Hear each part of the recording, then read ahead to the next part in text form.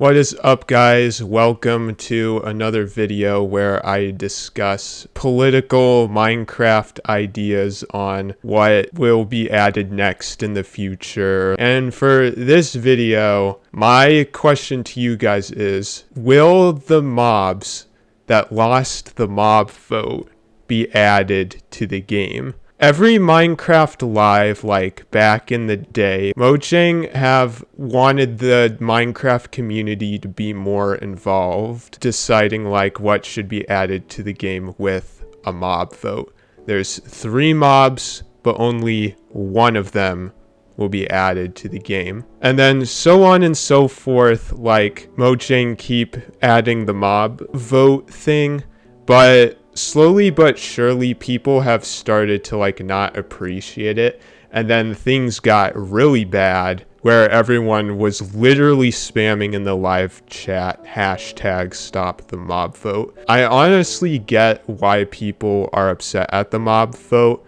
but when people are doing something like that, it's not a very honorable way asking for Mojang to stop the mob vote. So now I'm going to discuss each of the mobs that have lost the mob vote and discuss my opinions on whether they should be added to the vanilla game.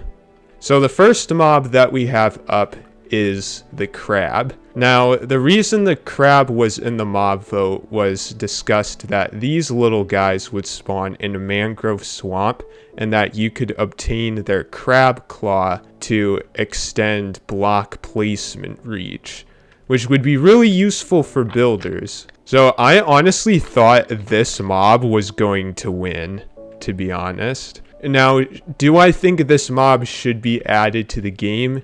Yes. I feel like it could be like a decent source of food, I imagine, since people eat crab. Do I think like the majority of people would want crabs in the game? I would say like the building community, absolutely. Now the other mob alongside the crab is actually the penguin. This guy would basically make it so boat travel was faster. Now the question is, does this only apply to water or does it apply to land? Okay, I actually feel faster because this penguin is actually kind of going crazy. Yeah, see, you have like a penguin in a boat like this and you're ice boating. Imagine like how fast you would be able to go. The question is, are they attracted to fish? Oh, they are. Okay. Okay, and then penguins will lay their egg kind of like a turtle. I feel like the penguin beats the crab, to be honest. So I guess we'll move on to this guy next. So this guy was in the mob vote along with the phantom, and it's essentially a more powerful version of a blaze. And yeah, as you can see, you have to take out all of its shields in order to kill it. So as you can see, it dropped wildfire crown fragments, which is then eventually used to make a wildfire crown. And if I put the wildfire crown on, I actually get 8 seconds of fire resistance. So it's kind of like a turtle helmet. And if I go in F5, it actually looks kind of cool. If I zoom in like this. In terms of usefulness and whether this mob should be added, I think this is the lowest so far, but there's lower standards coming up, don't worry. Like, I think the wildfire crown is cool. However, it only gives you 8 seconds of fire resistance. I feel like if it was more, it would be like more useful. I feel like if you can make a shield with like one of the wildfire's like panels, I feel like that could be pretty cool. And plus this mob would make fortresses like way more scary, to be honest. Alright, and now we move on to the Moo Bloom. The Moo Bloom was in the mob vote along with 2 other mobs from Minecraft Earth, which is kind of like Pokemon Go, but Minecraft. Now, these guys, I believe, were supposed to spawn in flower forests, and I think they drop unique flowers. Oh yeah, there we go. There's a type of unique flower you get from them, which is buttercups. I feel like this would have been the one that I had voted for, but unfortunately that mob vote was rigged due to an anonymous person that I will not mention this video lightly. But I think if this mob is the only source of getting these yellow flowers, then this mob's actually kind of useful to farm. I think these guys are pretty cool looking. Now we move on to this little fellow, which is the glare. Now the glare was in the mob vote along with the allay and the copper golem, which I'll cover pretty soon. The glare kind of looks like Oscar the Grouch, to be honest. And basically what he's supposed to do is he's supposed to detect dark areas where mobs can spawn, and he'll make an angry noise when he like detects it. For Java players, not super useful. Question, can you actually breed the glare with glowberries? Like, are they attracted to it?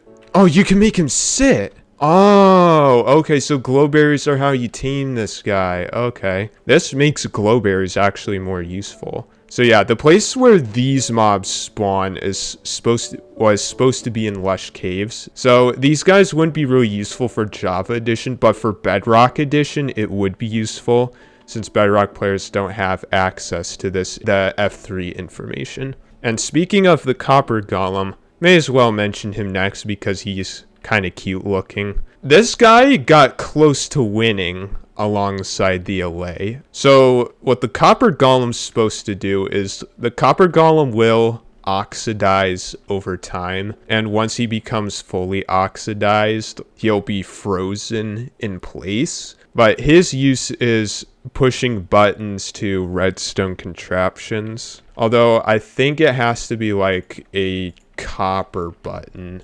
Now this guy would be really useful in terms of like redstone contraptions. And does he drop copper on death? Okay, he does. But in terms of this guy, doesn't he like display items? Okay, yeah, he does. So he's basically a museum display. Moving on. And alongside the tough golem, we have like this little hunchback of a mob, which is the rascal. So the rascal is supposed to randomly spawn in caves and play hide and seek with you. And if you find him 3 times, he'll like give you items. I feel like if he was giving you unique items, then I feel like he would have much more of a use.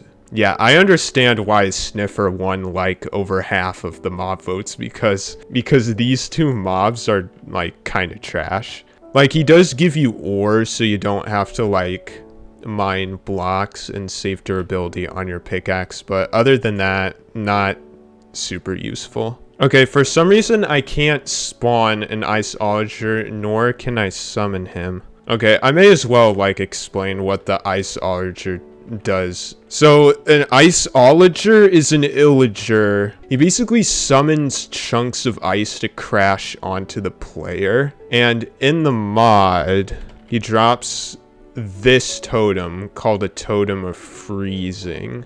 All right, what does it do? What do you mean this didn't do anything? Okay, what the Totem of Freezing does is like a mystery even to me.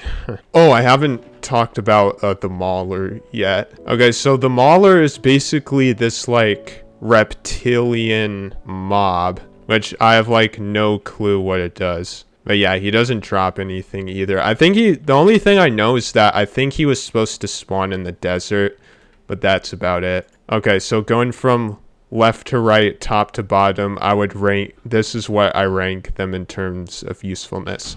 Copper Golem being the most useful, and Tough Golem being the most useful. But what do you guys think? Should any of these mobs be added to the actual game? Except for maybe you guys. But anyways, that is going to be a wrap up for me. Thank you guys so much for watching. Hope you guys have a great day, and I will see you guys all in the next video. See ya.